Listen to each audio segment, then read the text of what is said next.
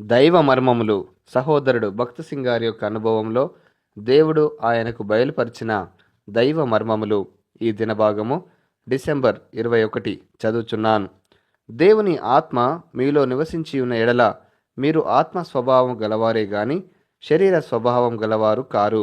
ఎవడైనను క్రీస్తు ఆత్మ లేనివాడైతే వాడు ఆయనవాడు కాడు. రోమా 8వ అధ్యాయము 9వ వచనము. పరిశుద్ధాత్మ మన జీవితంలో ఏడంతల బహిరంగ కార్యమును జరిగించును. నివసించుచున్న ఆత్మ రోమా 8వ అధ్యాయం 9వ వచనం. ఒక ఖాళీ కట్టడము నీకు సుఖమును కలిగించదు. దానిలో నివసించక మునుపు అవసరమైన సామాగ్రి, వంట పాత్రలు మొదలగునవి సమకూర్చవలెను. అదే విధముగా పరిశుద్ధాత్మ మనలోనికి వచ్చి యేసుక్రీస్తు ప్రభువు మనలో నివసించుటకు మనము యోగ్యమైన వారముగా ఉండునట్లు చేయును.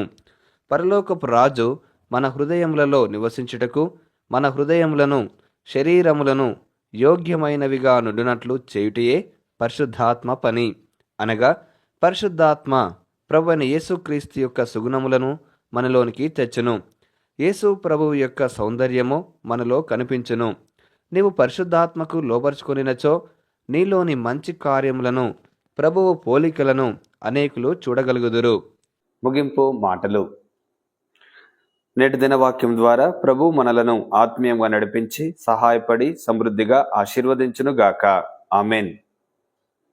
దైవజనుడు భక్సింగ్ గారి యొక్క వర్తమానములు, అందులో దైవ మర్మములు, అలసిన వాణిని ఊరడించు మాటలు పుస్తకములు మీ కొరకై ఈ ఛానల్లో అందుబాటులో ఉంచాము.